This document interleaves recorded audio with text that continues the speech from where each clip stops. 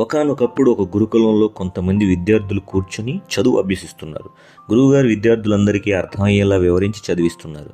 కానీ ఎంత అర్థమయ్యేలా చెప్పినా కానీ ఒక విద్యార్థికి ఏమీ అర్థం కావడం లేదు. చివరికి గురువుగారు కోపంతో ఆ విద్యార్థిని నీ చేయి ఇలా ఇవ్వు అని అడిగి అతడి చేతిలోని హస్తరేఖలను పరిశీలించి చదువు మాని వేరే ఏదైనా పని చేసుకోపో, ఎందుకంటే నీ చేతిలో చదువు రేఖ లేదు అన్నారు. వెంటనే ఆ విద్యార్థి చిన్న కత్తి తీసుకొని తన చేతిపై కోసుకొని ఇలా అన్నాడు, ఇప్పుడు నా చేతిలో మీరు చెప్పిన ఆ రేఖ ఉంది, ఇప్పుడు నేను చదువుకోవచ్చా గురువర్య అన్నాడు. ఆ కుర్రాడి ధైర్యం చూసి అబ్బురపడిన గురువుగారు, నీ చదువు నేనే కాదు, ఏ శక్తి ఆపలేదు నాయనా అన్నారు.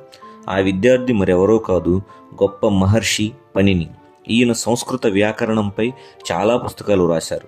ఫ్రెండ్స్, మీరు కూడా ఈ కుర్రాడిలా మీ జీవితంలో మీ ఆశయాన్ని పట్టుదలతో సాధించుకోవాలి. ఎందుకంటే మీరు సాధించాలంటే సాధించలేనిది ప్రపంచంలో ఏదీ లేదు కాబట్టి.